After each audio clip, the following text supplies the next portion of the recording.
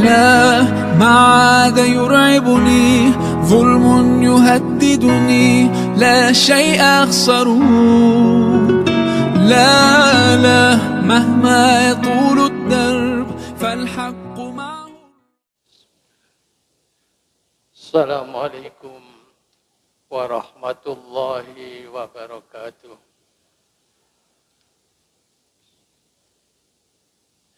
بسم الله الرحمن الرحيم. الحمد لله نحمده ونستعينه ونستهديه ونستغفره ونعوذ بالله من شرور أنفسنا ومن سيئات أعمالنا. من يهد الله فلا مضل له ومن يضلل فلا هادي له. أشهد أن لا إله إلا الله وحده لا شريك له وأشهد أن محمدا عبده ورسوله. اللهم صل على محمد وعلى آله وأصحابه أجمعين أما بعد. Jamaah rahimakumullah.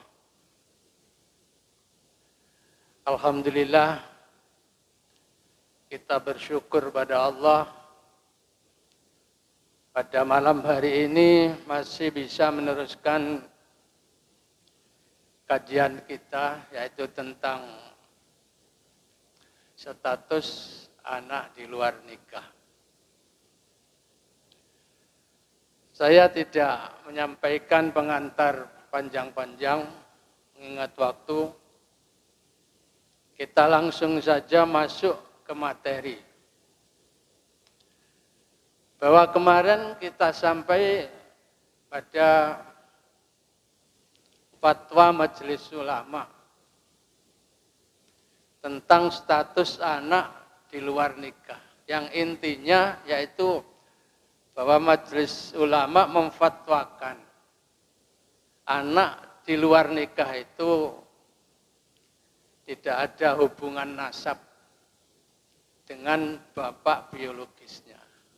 Artinya dengan seorang laki-laki yang menzinai ibunya itu. Tidak ada.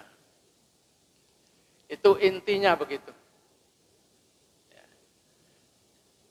Kemudian hari ini atau malam ini kita akan mengkaji dalam kajian fikihnya. Ya. Kalau di sini dikatakan bahwa nasab anak hasil selingkuh atau katakan anak hasil zina, jika ditinjau dari status ibunya, itu dapat dikategorikan menjadi dua. Menjadi dua. Ya, bisa dilihat di sana. Yang pertama yaitu apabila si ibu itu berstatus sebagai istri orang. Nah, ini ada hukumnya tersendiri nanti. Ibunya punya suami.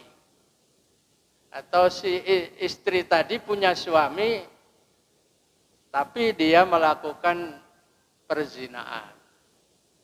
Nah, ini bagaimana nanti status anaknya itu.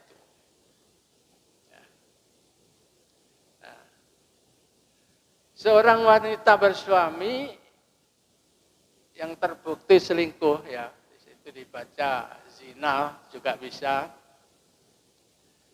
Kemudian melahirkan anak dari hubungan haram tersebut, maka tidak lepas dari dua keadaan. Diterangkan gitu ya. Dua keadaan nanti.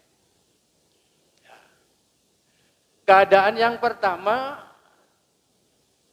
suami tidak mengingkari anak yang dilahirkan itu. Atau mengakui sebagai anaknya. Oh iya, ke anakku. Sekalipun mungkin dia sudah tahu bahwa istrinya itu berzina. Dan mungkin dia juga kadang-kadang meninggalkan istrinya itu mungkin sudah agak lama begitu. Kemudian istrinya berzina, punya anak. Mungkin menurut perhitungan juga tidak mungkin dia itu hasil dari suaminya itu, karena mungkin suaminya itu sudah perginya agak lama. Ya. Gimana kalau begitu? Nah, makanya di sini ditegaskan apabila seorang wanita yang bersuami ya, melahirkan seorang anak dan sang suami tidak mengingkari anak itu, ya, maka anak itu adalah anaknya. Jadi, karena dia mengakui, tidak mengingkari. Ya, lain nanti kalau dia mengingkari. Ya, sekalipun pada saat itu ada orang yang mengklaim bahwa itu adalah hasil selingkuhannya. Ada orang lain, oh enggak, ini anak saya. Saya kemarin berzina dengan istrimu ini. Kamu sedang tidak di rumah, sedang pergi misalnya. Ya. Jadi ada orang yang mengklaim begitu, itu tetap bahwa anaknya tadi adalah anak suaminya itu. Ya. Nah, karena apa? Rasulullah SAW bersabda dalam sebuah hadis, al-waladu lil firas wal mu'ahiru al-hajar. Walil mu'ahir al-hajar. Walil ahiri bukan mu'ahir. Ini coba. Jadi dasarnya itu ulama yang menyatakan bahwa itu anaknya si suami. Karena anak itu adalah bagi pemilik firas. Firas itu apa sih? Firas itu kan tempat tidur itu, firas. Ya. Atau istri itu juga disebut firas. Karena biasa ditiduri kira-kira. Pemilik firas anaknya itu. Ini kalau suaminya tidak mengingkari. Ya. Maka anak yang lahir adalah pemilik ranjang atau suami, miliknya suami. Dan penzinanya mendapat kerugian. Ada walil akhiri al-hajar itu ya dapat hukuman rajam, hajar itu batu.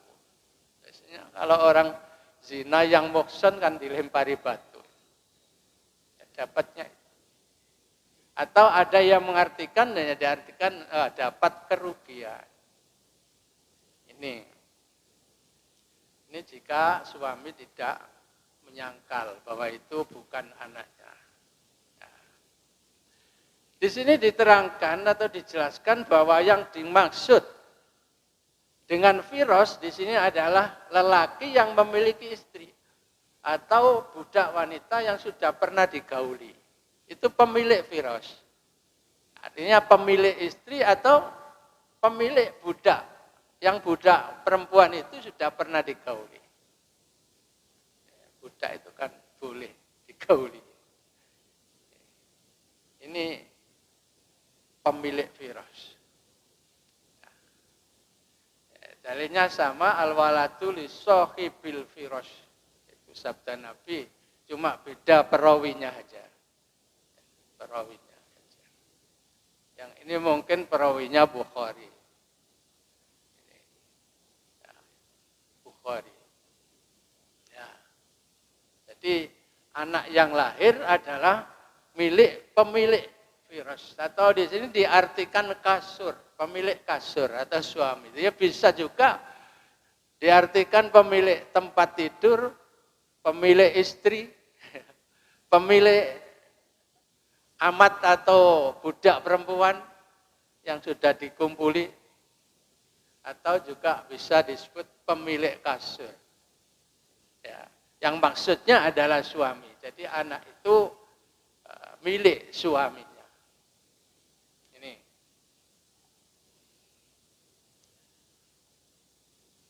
Beliau rahimahullah. Ini Syekh Abdurrahman bin Nasir As-Sa'di rahimahullah itu menyatakan begini. Ketika seorang wanita telah menjadi virus, jadi istrinya si laki-laki tadi, baik sebagai istri atau budak wanita, kemudian dia melahirkan seorang anak, maka anak itu menjadi pemilik virus. Ya. Miliknya pemilik virus, sekalipun mungkin dia itu berzina. Gitu loh. Ini yang pertama. Jadi beliau menambahkan dengan adanya kepemilikan virus ini, maka keserupaan fisik atau pengakuan seorang dan lainnya itu sudah tidak dianggap. Ada yang ngaku itu serupa dengan saya itu. Rupanya itu mirip dengan saya misalnya. Lalu diaku itu berarti anak saya. Kalau didasarkan kepada al-waladu lil virus, maka itu tidak terpakai. Sekalipun mirip atau bagaimana, sudah tidak terpakai. Nah, ini. Jadi fokusnya pada al-waladu lil virus atau al-waladu li sahibil virus. Milik suami. Kemudian berikutnya, sang suami mengingkari. Ini bukan anak saya, kan gitu. Saya tinggal sudah lama kok. Menurut perhitungan sudah tidak mungkin punya anak. Waktu saya tinggal itu dia tidak hamil, misalnya. Tidak hamil. Tidak mungkin dia punya anak. Makanya dia mengingkari. Kemudian si wanita atau istri itu tidak lepas dari dua keadaan kalau dalam keadaan begini ini. Kalau suaminya mengingkari, maka si istri itu akan terjadi dua keadaan. Kalau istri itu mengakui memang itu hasil selingkuhannya atau terbukti dengan persaksian yang sesuai dengan syariat, saksikan ternyata betul-betul dia ini anak ini hasil perzinaan. Jika seperti itu, maka si wanita itu dalam hukum Islam harus dijatuhi hukum rajam. Wanita ini kalau suaminya itu mengingkari. Kalau dulu dalam kajian yang lalu kan minimal dili'an kan. Dili'an. Karena istrinya juga bersumpah. Sama-sama bersumpah. Akhirnya yang muncul hukum li'an.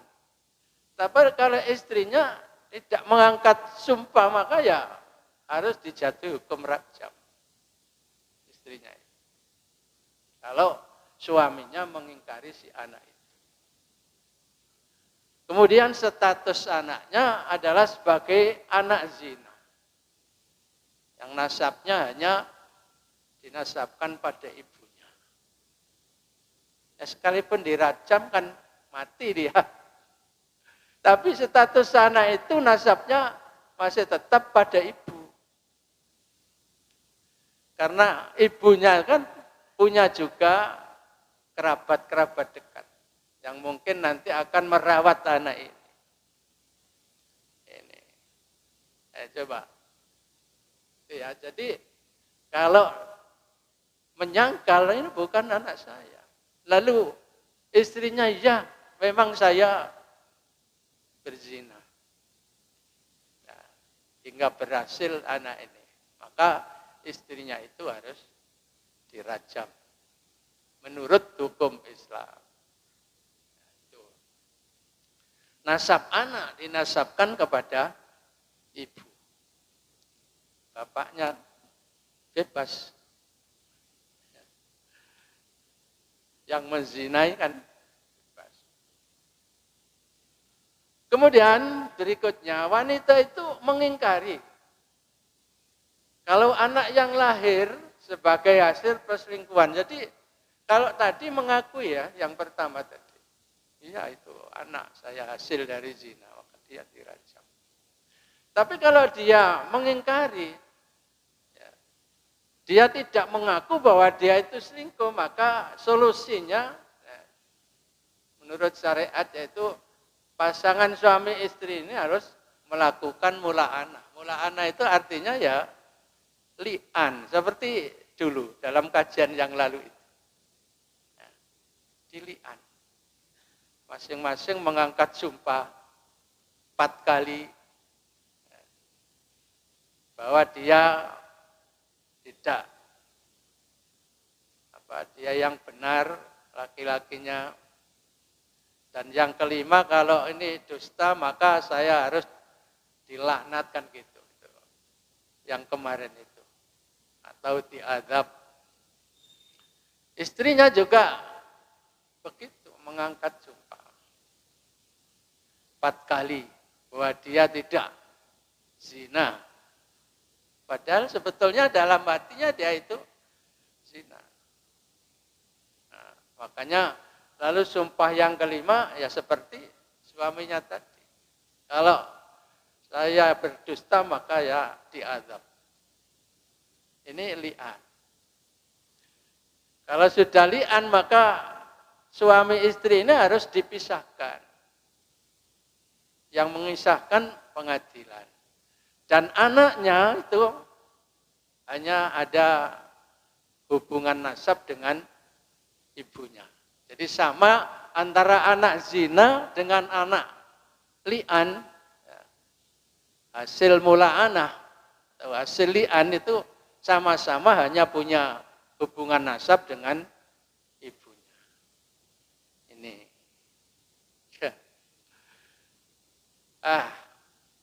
Kemudian berikutnya kalau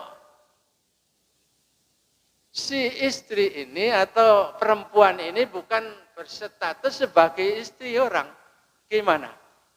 Mungkin dia janda atau dia masih gadis. Ya, gadis. Ini ada pembahasannya tersendiri. Ya. Di sini dikatakan apabila wanita tersebut tidak memiliki suami, baik janda atau belum pernah menikah atau gadis, ya, belum pernah menikah secara sah. Soalnya makna an-nikah itu macam-macam. Jadi yang dimaksud di sini menikah secara sah yang artinya akad. Ya, akad itu. Ya, nanti ada di belakang. Maka si anak itu dinasabkan kepada apa? Tidak dinasabkan kepada lelaki manapun. Gak di bojo. Ada ya orang tidak ada yang menikahi.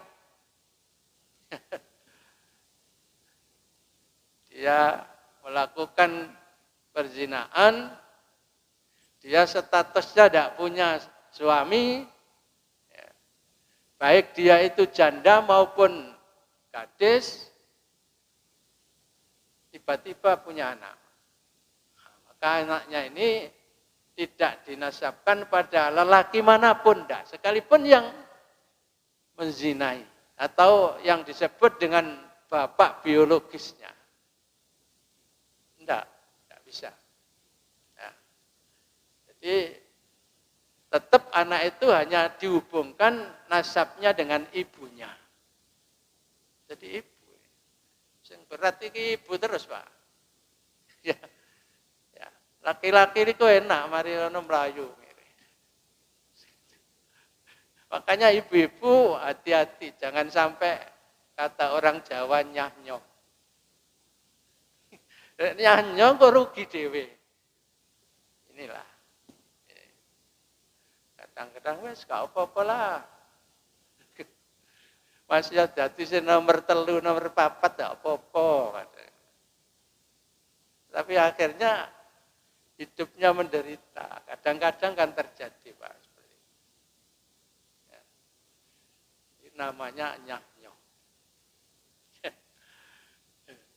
Akhirnya belum sampai akad nikah pun wis nyoh gak apa-apa. Karena sudah kadung cinta tadi. Nah, jadi apabila wanita tersebut tidak memiliki suami maka seperti itu.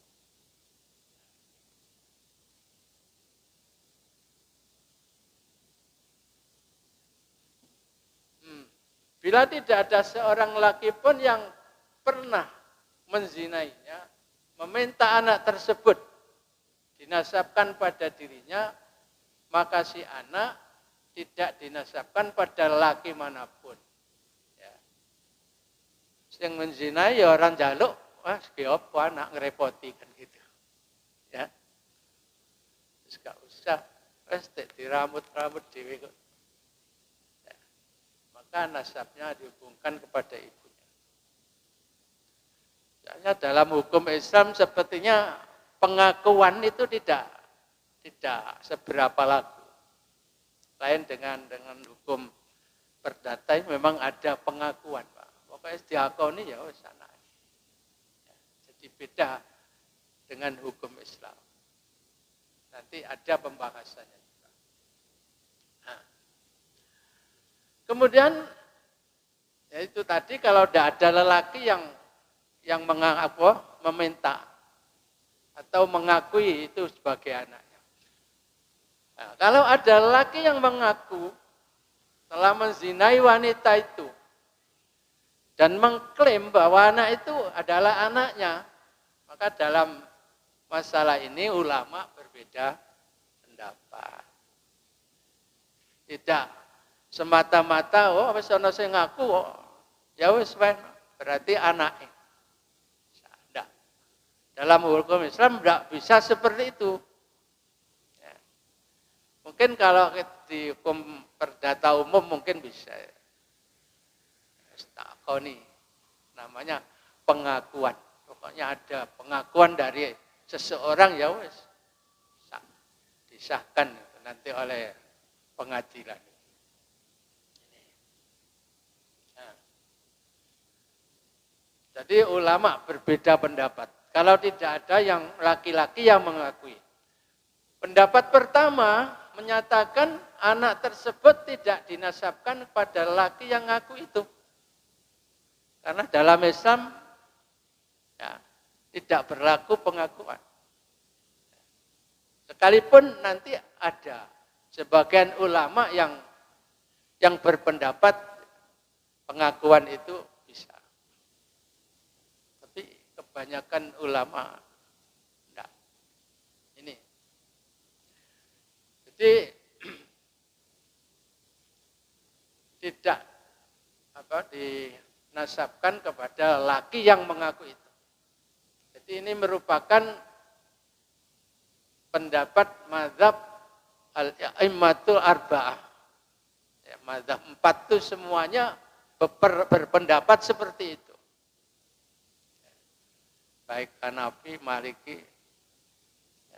Syafi'i dan Ibnu Hambal atau Imam Hambali. Itu berpendapat.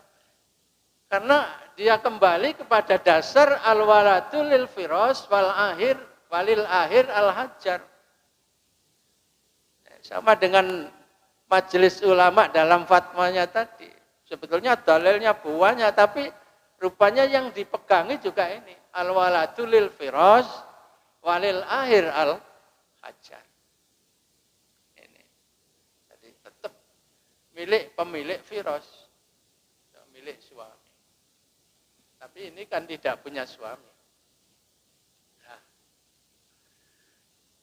Dalam hadis ini Nabi Shallallahu Alaihi Wasallam tidak menasabkan sang anak pada selain suami ibunya. Ini menurut hadis ini tidak bisa. Pokoknya nasab itu hanya kepada suami ibunya. Nah, padahal di sini dia tidak punya suami. Ini berarti menasabkan anak zina tersebut pada lelaki pezina menyelisih kandungan hadis ini. Kalau diberikan pada yang ngaku-ngaku tadi, sekalipun dia yang betul-betul menzinai, lalu diberikan sebagai anaknya yang sah, itu bertentangan dengan ini. Al-waladu lil firas walil ahid al-hajar. Ini. Kemudian dasar yang kedua, tidak usah saya baca, Arabnya biar cepat. Seorang berdiri seraya berkata, wahai Rasulullah, sungguh si fulan ini adalah anak saya. Ada orang yang ngaku-ngaku telah menzinai ibunya. Tapi zinanya itu di zaman jahiliyah, sebelum dia masuk Islam. Nah, sebelum dia masuk Islam, berzina dengan seorang perempuan. Ketika dia masuk Islam, mengaku, oh ini anak saya ya Rasul. Ini saya zinai ibunya dulu ketika masa jahiliyah. Saya belum masuk Islam, berzina dengan ibunya. Maka apa kata Rasulullah? Kata Rasulullah, tidak ada pengakuan anak dalam Islam. Tidak ada pengakuan anak dalam Islam. La di'wata fil Islam. Tidak ada pengakuan anak dalam Islam. Itu kalau menurut hadis ini, ada pengakuan dalam Islam.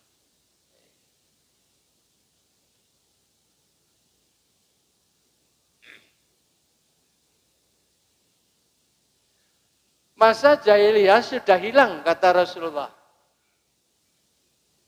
Anak adalah milik suami wanita, atau yang disebut dengan firash. Virus.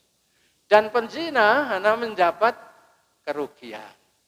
Nah, bolak-balik oleh kerugian kan? Ini. Ya, santai-santai saja. Kemudian dasar yang ketiga, tidak ada perzinahan dalam Islam. Siapa yang berdirinya di zaman jahiliyah, maka dinasabkan kepada kerabat ahli warisnya.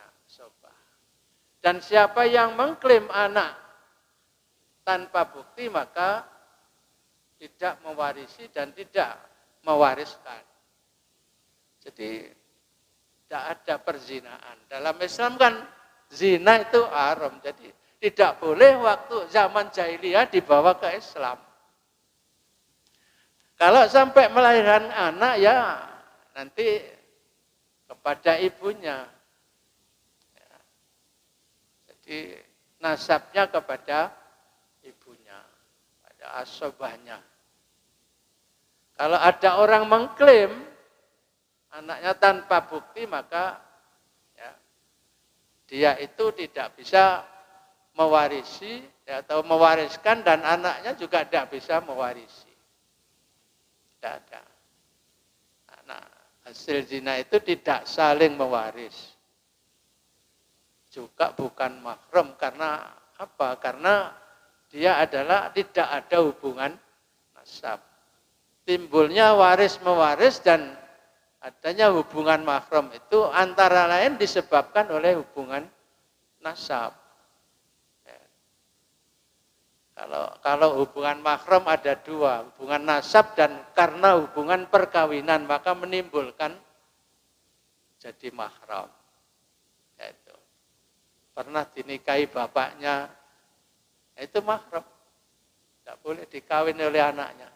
Atau sebaliknya, pernah dinikahi oleh anaknya, itu jadi mahram bagi bapak si lelaki. Nah, ini tidak boleh dikawin. Bekas menantu, atau mantan menantu, atau mantan ibu tiri misalnya, ya itu kan tidak boleh dikawin anaknya. Yang mantan menantu tidak boleh dikawin oleh bapaknya. Jadi itu kalau mahram timbulnya dari hubungan nasab atau hubungan perkawinan. Kalau waris mewaris timbulnya dari hubungan nasab dan juga perkawinan bisa. Perkawinan bisa.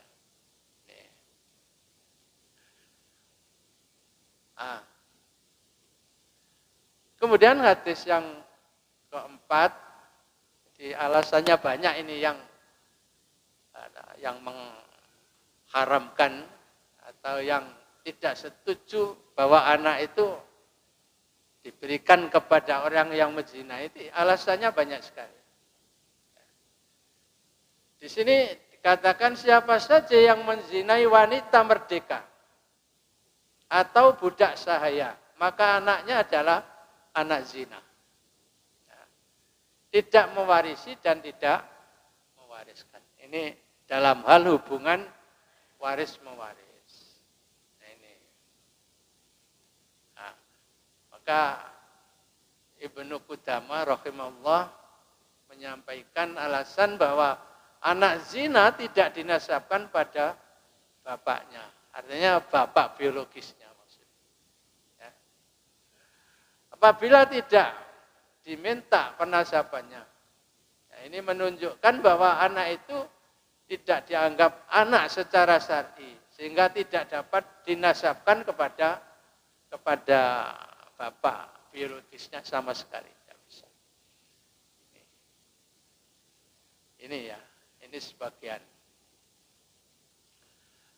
Sekarang kita masuk pada pendapat kedua. Ya. Pendapat kedua. Pendapat kedua menyatakan anak tersebut dinasabkan pada pezina apabila dia minta penasabannya. Wes tidak apa-apa itu anakku gore, tak ramuti. Artinya dijadikan ya betul memang anaknya. Dijadikan anaknya yang sah. Ini pendapat yang kedua. Kalau ada yang meminta, bapak biologisnya itu meminta ya boleh jadikan anaknya. Nah, ini antara lain pendapatnya Ishaq bin Ruhayah rahimahullah, Urwah bin Az-Zubair rahimahullah, ya, sudah meninggal semua dengan orang-orang lama, Sulaiman bin Yasad rahimahullah, dan Syekh Islam Ibnu Taimiyah rahimahullah. Ibnu Taimiyah sendiri menyatakan ada dua pendapat ulama dalam masalah pezina yang meminta anak zinanya dinasabkan padanya.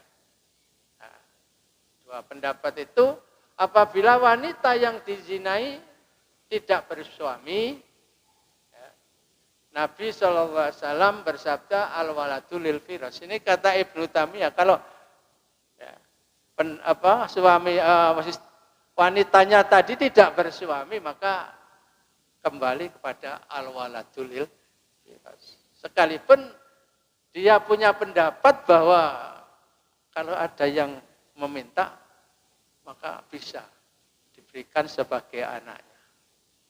Tapi kalau tidak punya suami, tetap al-waladu lil firas. Ini. Ya. Jadi anak yang lahir itu pemilik kasur dan pezinanya dihukum. Jadi Nabi SAW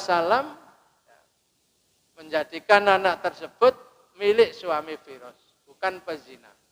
Nah, apabila wanita itu tidak bersuami atau tidak punya Firas, maka tidak masuk dalam hadis ini. Tapi Ibnu Taimiyah berargumen dengan perbuatan Khalifah Umar. Khalifah Umar itu ya, bin Khattab, bagaimana diriwayatkan oleh dimuat dalam kitabnya Imam Malik, dalam Al-Muwatta itu ada begini. Umar bin Khattab radhiyallahu an dahulu menasabkan anak-anak jahiliyah kepada yang mengakuinya sebagai anak dalam Islam. Jadi ini Umar pernah memang anak-anak yang pada zaman jahiliyah berzina, lalu ketika masuk Islam anak itu disahkan sebagai anaknya. Umar pernah begitu. Makanya terjadilah dua pendapat ini. Karena yang satu berpegang kepada sabda Rasul al-waladul lil firas, tapi di sini ada yang dilakukan oleh sahabat Umar bahwa hasil zina pada zaman jahiliyah ketika di dalam Islam dia itu disahkan sebagai anaknya.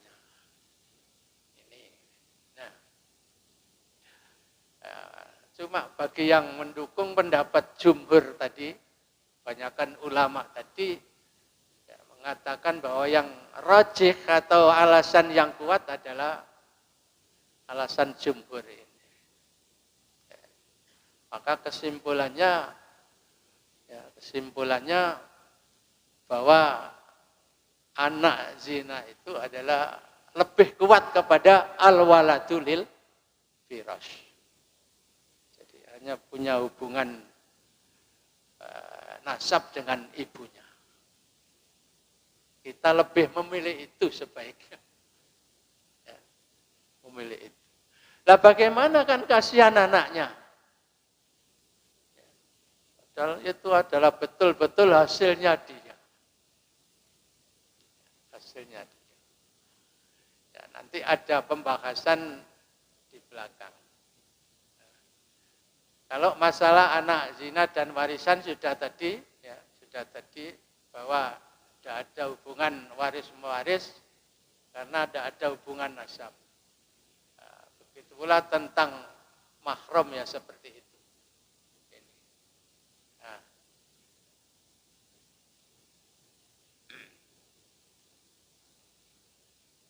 Mahram juga nggak usah.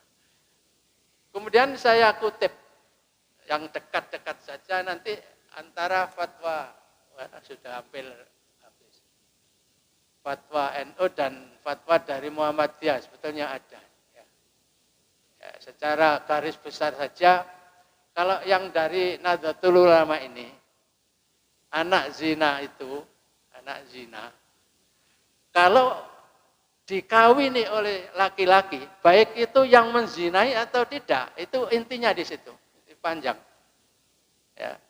Asal lahirnya anak itu setelah 6 bulan dari kawin, nah, maka itu anak si orang yang mengawini itu. Ini. Ya. Tapi dari Muhammadiyah rupanya tetap ikut pada al-waladul lil firas. Tapi akhir-akhir kemarin pernah ya, ketika heboh-hebohnya putusan MK itu pada tahun 2012 itu diadakan seminar di PDM Lamongan sini yang ngadakan PWM Jawa Timur. Dibahas itu. Pakar-pakar, Pak Yai, ada yang dari Paciran, dari terus ada yang dokter siapa, Samsul Anam atau siapa itu, yang pemakalahnya. Ya ramai pada saat itu ya, sepertinya belum bisa diputuskan mengikuti putusan MK atau bagaimana. Tapi ternyata akhir-akhir ada tulisan dari